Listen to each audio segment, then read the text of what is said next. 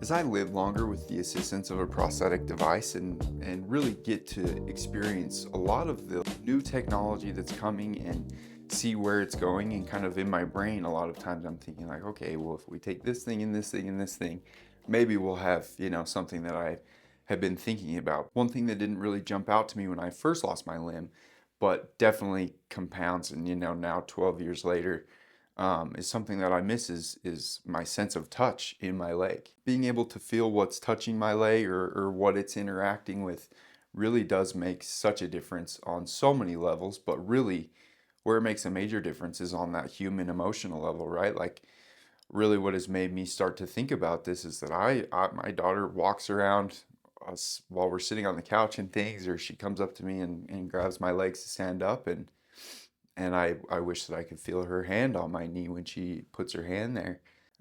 But on top of that, there are a lot of like practical reasons why it is so helpful to have feeling in your foot, to be able to understand, like, I'm stepping on gravel, I'm stepping on carpet, I'm stepping on a stick, or, even when I'm putting the babies down at night, and it's like, then I go to get up out of the room, but the room is pitch black and I can't see what I'm stepping on. I can't feel where my foot is. And so hope I step on flat ground and not a bunch of laundry that then I end up tripping over and everything else. Like, it really would make such a difference for me and my balance, my proprioception, all of those things. Like proprioception, we're going to talk about a little bit in this video, because it really would make such a big difference. And that kind of leads to like where devices are today is, obviously I review a bunch and you get to see a bunch here. But I haven't reviewed really anything that is restoring that sense of touch. There is a video that I did with mobility that was about a system that we'll talk about, but even that is like not necessarily restoring the sense of touch that you could be getting, and really finding a lot of benefit from in a lot of different ways. And the devices that are out there, everything is hard carbon fiber shells and gel or silicone liners, and then you've got your hard knees and your car. Everything's carbon fiber and titanium, and like definitely is durable and does what you need it to do. But as far as like establishing that like sense of touch, and that sense of like even being gentle or comfortable, like, I'm sitting on the couch, I've ripped holes in the couch because I have like screws coming out of the back of my leg. Like, there are little things like that new devices, as they continue to improve, I think like need to be keeping this in mind and thinking about how sense of touch and proprioception affect the final outcome of the end user, the amputee, whether that's from an emotional standpoint or a physical standpoint.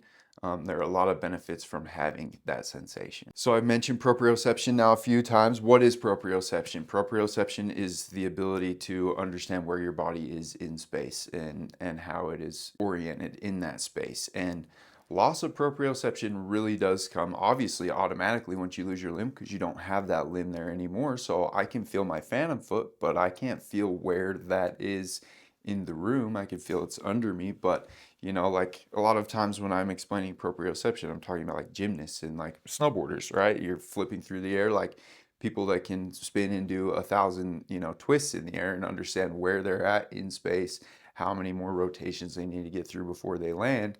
Like, that proprioception is super helpful for those, athletes that are doing those types of things, gymnasts and stuff like that. But we all have a sense of proprioception, and we use it in our gait and in our balance. Really, that's what it helps us with the most, is like our balance and understanding again where we are in space. So how am I going to level myself out?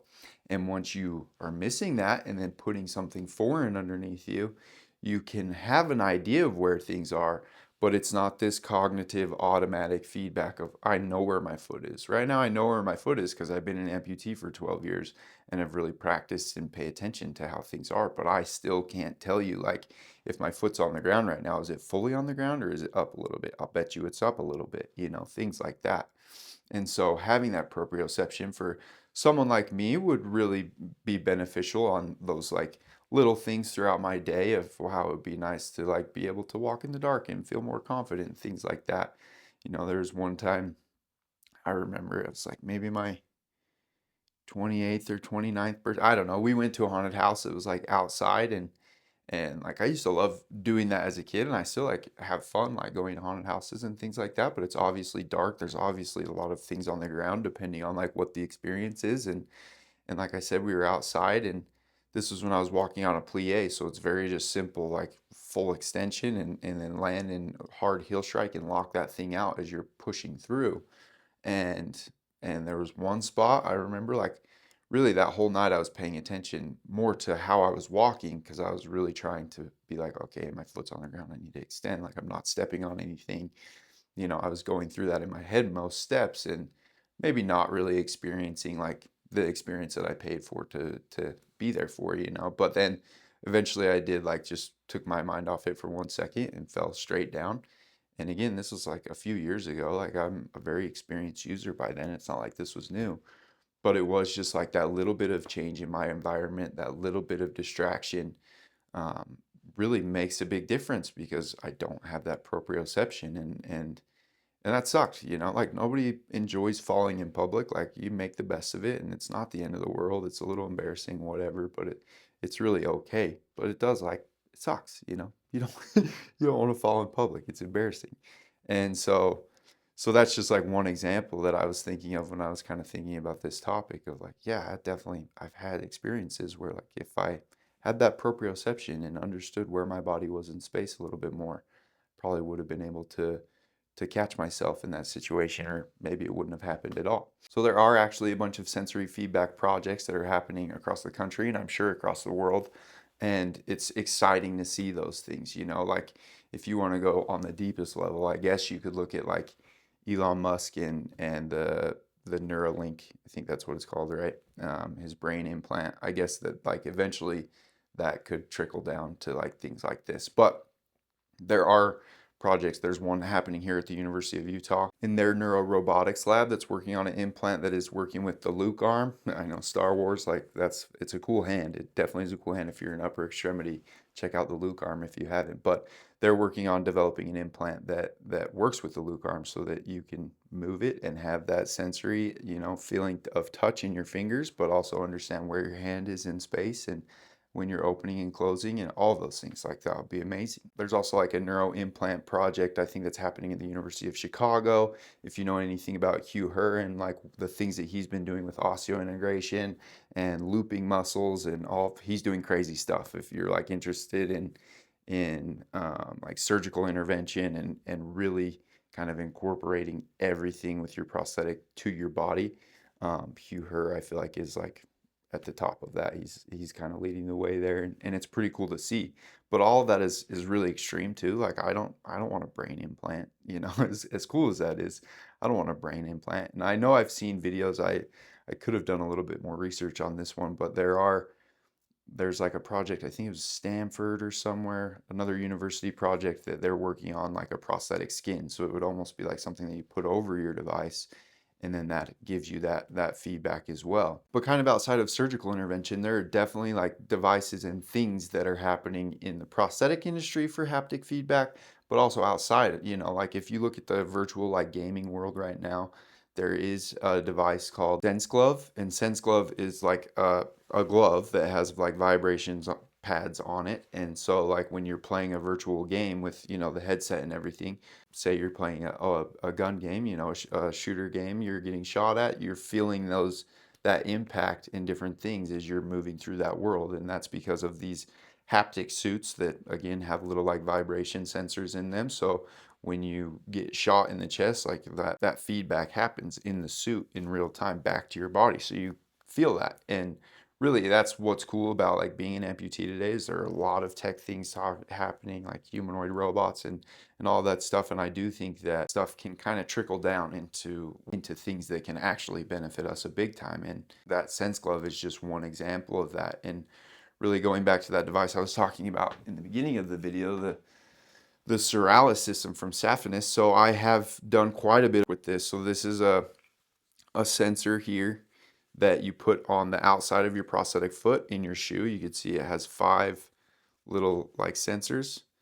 And so when you step on one of these, it sends a signal up to this cuff that you wear. Like I wear it on my contralateral side just because I don't have room in my socket, but really I am curious to like make a socket that has this integrated into it, because it has a little strip that you can't see really, but it has a little strip of like little vibration modules in here. So I wear this on my contralateral side.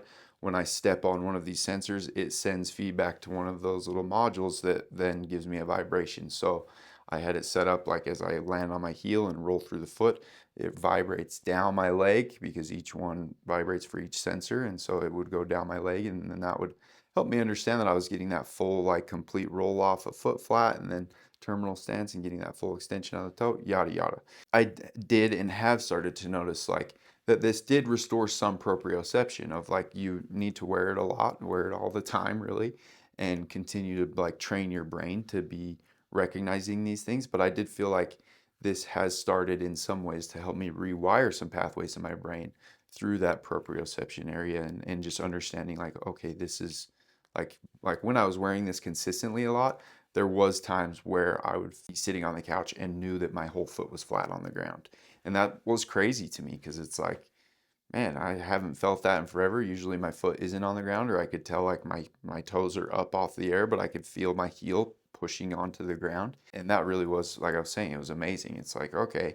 And this also does and did help me with my phantom pain. I want to start wearing this a little bit more. I've just been doing some other stuff that stops me from wearing this all the time. But I do want to get back into wearing this. I think that they've kind of suspended sales in America until they figure out their coding and everything. But really cool system that will be coming to the States. I think is available in Europe, and they're based out of Vienna. So if you're in Germany, like check these guys out. It's definitely trying, and especially if you deal with phantom pain and things like that, it's worth trying this out. Psoriasis is one thing, and I'm sure that there are other things that I haven't got to experience yet that are being developed and looked at, research wise, to restore this feeling of touch and this proprioception and everything else. And it is an exciting time to be an amputee because there is so much happening.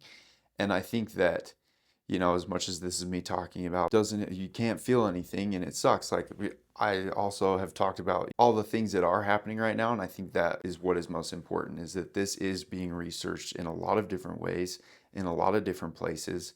And as long as that is happening, like I do believe that that will become a viable technology in one way or another in the future. I mean, I've been able to be part of research projects that I have seen, go from nothing to like being on the market and something that is usable for me. And so I know that as long as they're continued to be looked at, then the surgical intervention side, but then also like maybe a haptic feedback, like Seralis type of thing, and we get more documentation on how these things can benefit us throughout our daily lives. That's how we can go and prove to an insurance board that they need to be paid for and continue to progress and get better things for us. And so for me, I think the end goal is one day I have a device that I put on, or maybe it's just on, and I'm comfortable all the time and it feels great because I can feel everything.